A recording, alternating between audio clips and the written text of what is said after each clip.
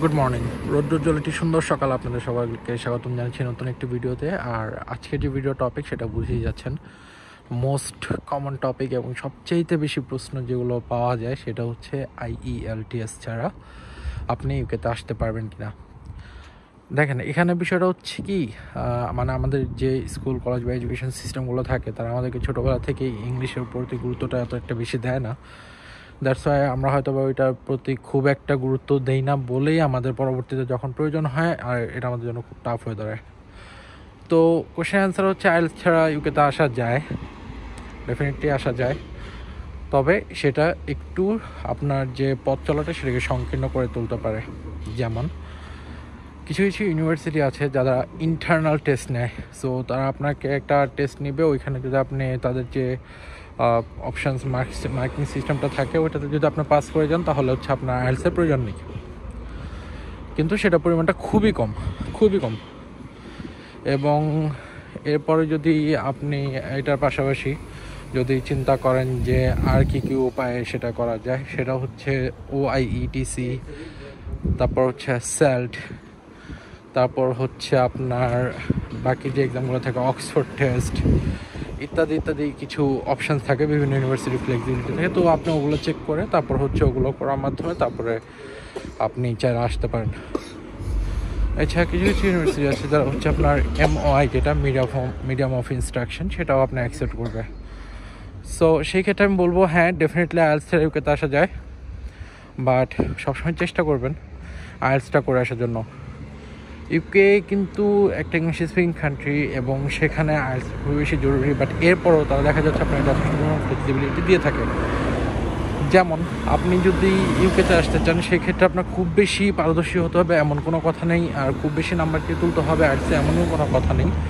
আপনি যদি মোটামুটি 6.5 পান তাহলে দেখা যাবে যে মোস্ট অফ দ্য ইউনিভার্সিটিসে আপনি আসতে পারবেন। 6.5 is enough for 90% of the universities here in the UK.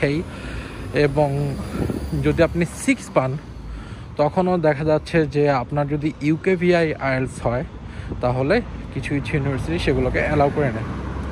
এছাড়াও কিছু ইউনিভার্সিটি আছে যাদের রিকোয়ারমেন্ট C6, যেমন আপনি যদি চেক করেন আলস্টার ইউনিভার্সিটি দেখতে পারবেন ওদের রিকোয়ারমেন্ট C6। সো আপনি যদি 6 পেয়ে যান তাহলে সেই ক্ষেত্রে ওরা আপনাকে অ্যালাউ করে নেবে।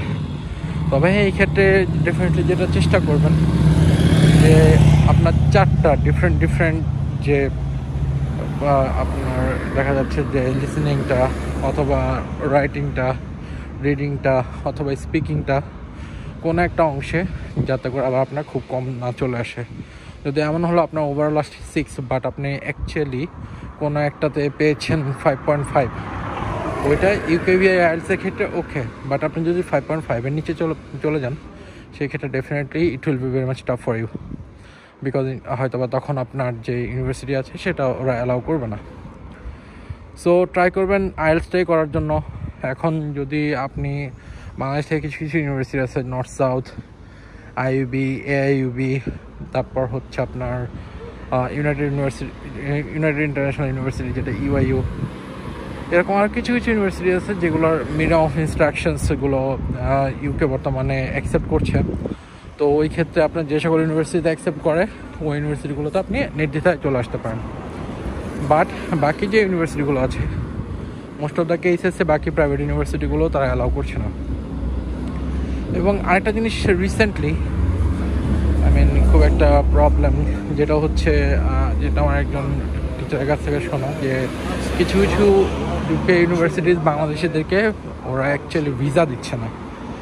এখন এটা কতটুকু সত্য মিথ্যা সেটা আপনারা যাচাই করবেন, বাট দিচ্ছে যে না, এর পিছনে রিজনটা হচ্ছে কোয়ালিটি কন্ট্রোল।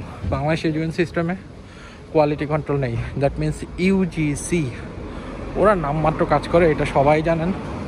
সো কোয়ালিটি কন্ট্রোলটা খুব বেশি ইম্পর্ট্যান্ট একটা থিং।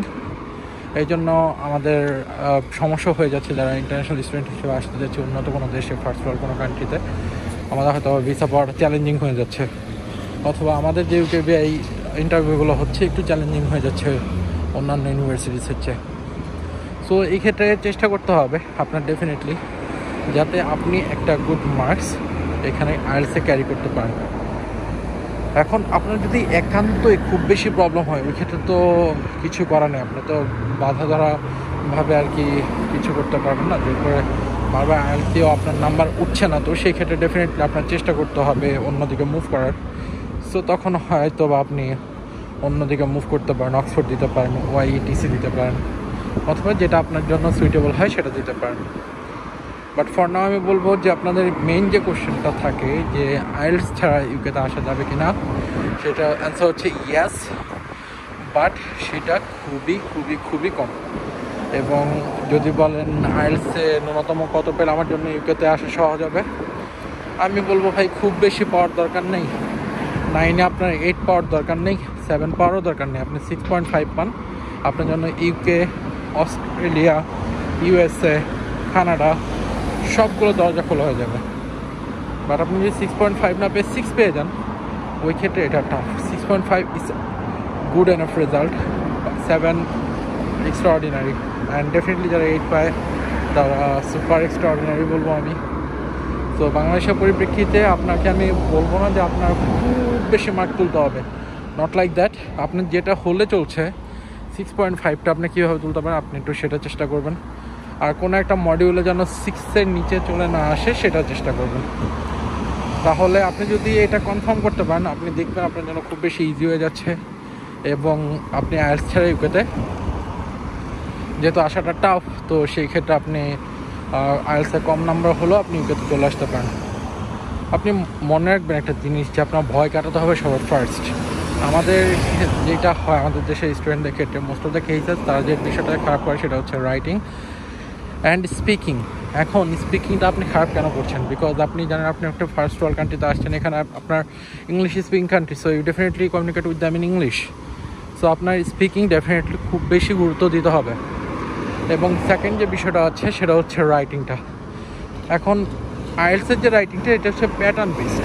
এখন আপনি যদি কিছু কিছু ব্যাপার আছে, যেমন কিছু যদি প্যাটার্ন বেসড অ্যান্সার করতে পারেন, আপনি যদি বুঝতে পারেন যে এই জিনিসটা আসলে কী আসছে, আর আপনি যদি সেই অনুযায়ী অ্যান্সার করে দেন, it's pretty much easy for you know. So in that case, so এই বিষয়গুলো আসলে খুবই সহজ। আপনি যদি চেষ্টা করেন না, আপনার জন্য খুবই ইজি হয়ে যাবে। এটা টাফ, মোটেও টাফ কিছুই না, খুবই ইজি। তো চেষ্টা করুন যাতে আপনি একটা গুড মার্কস অ্যাচিভ করতে পারেন, আপনার জন্য ইজি হয়ে যাবে। It's just another language, nothing else. আপনি তো ছোটোকাল থেকে বাংলা ভাষা পারতেন না, শুনে শুনেই তো বলেছেন।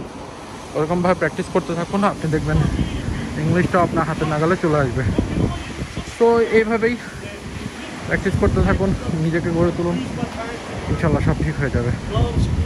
আজ এই পর্যন্তই, আর কথা বাড়াচ্ছি না। সো আলটিমেট ব্যাপারটা হচ্ছে, হ্যাঁ আপনি আইএলটিএস ইউকেতে আসতে পারবেন, আপনার যেন কঠিন হয়ে যাবে। আপনি যদি আইএলটিএসটা দেন, যদি 6.5 পেয়ে যান, আপনার জন্য প্রত্যেকটা ফার্স্ট ওয়ার্ল্ড কান্ট্রির দরজা খোলা। সবাই ভালো থাকবেন, আর আশা করি আপনাদের ইউকে জার্নিটা খুব বেশি স্মুথ হবে। অন্য কোনো দিন দেখা হবে নতুন কোনো বিষয় নিয়ে। আল্লাহ হাফিজ।